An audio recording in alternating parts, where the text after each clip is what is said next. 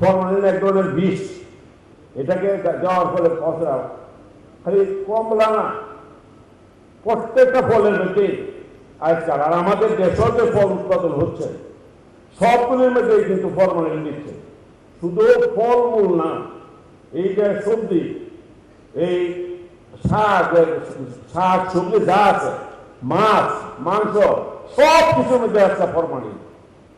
এখন আমাদের দেশে আইন আছে, যদি আমি একজন মানুষের মার্ডার করি তাহলে 302 দ্বারা অপরাধ, তার ফাঁসি হতে পারে, যাবজ্জীবন হতে পারে, যে কোনো একটা সেটা হতে পারে।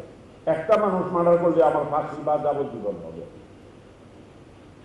এখন এমনকি ওই যে মশলা, যে গুঁড়া মশলা, এগুলির মধ্যেও কেমিক্যালস এইগুলি ব্যবহার হচ্ছে।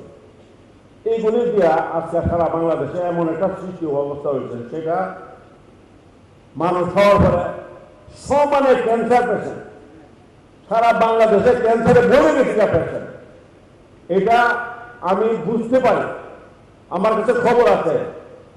আমরা যখন শুরু সময় বা আমরা আগে 20 বছর 30 বছর আগেও আমরা এত ক্যান্সারের কথা শুনতাম না। এখন সমানে ক্যান্সারের পেশেন্ট এত ভর্তি। তাহলে কি হচ্ছে, এই ক্যান্সারের পেশেন্ট হওয়া মানে তো কয়টা লোক এটা ট্রিটমেন্ট নিয়ে বাঁচতে পারে? যারা ক্যান্সার হয় এদের প্রায় সবাই মারাই যায়। এই যে যারা এখন এই যে ফরমালিন দিচ্ছে, কেমিক্যালস ব্যবহার করছে, কোরা যারা এই নিজের ব্যবসা করার জন্য, নিজের রাতারাতি বড় লোক হওয়ার জন্য যে এই কাজগুলি করছে, কোরা তো এরা বলতে চায় এই ক্যান্সার থেকে বাঁচাটা মারা যায়। তাদের একটা মানুষকে মারলে যদি 302 দ্বারা অফেন্স হয়, তাহলে এটা তো গণহত্যাও করছে তারা। এইটার ব্যাপারে কি করা?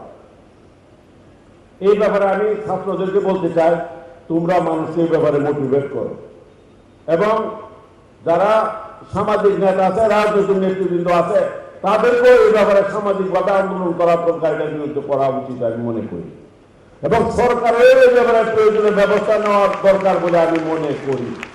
এই যদি না হয় তাহলে আমরা জাতি হিসাবে আসলে পঙ্গু হয়ে যাব। এবং এখানে আমি ছাত্র যারা তোমরা আছো, তোমাদের কাছে, এবং যারা বর্তমানে পড়াশোনা করছে এই বিশ্ববিদ্যালয়ে বা অন্যান্য বিশ্ববিদ্যালয়ে সারা বাংলাদেশে, সবাইকে আমি বিনীতভাবে তোমাদেরকে অনুরোধ করছি, আকুলভাবে অনুরোধ করছি দেশকে বাঁচাবার জন্য, যে তোমরা এই কাজে মানুষকে মোটিভেট করো, যে রাতারাতি বড় লোক হওয়ার জন্য মানুষকে এইভাবে মায়েরা গণহত্যা করে যদি বড় লোক হতে চায়, মানে ব্যবসা নামে লুটপাট করা, এই ধরনের করে দেওয়া, এটা তো কোনো অবস্থায় মেনে নেওয়া যায় না।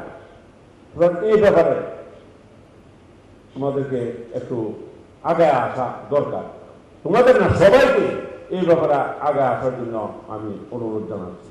যাই হোক, আমার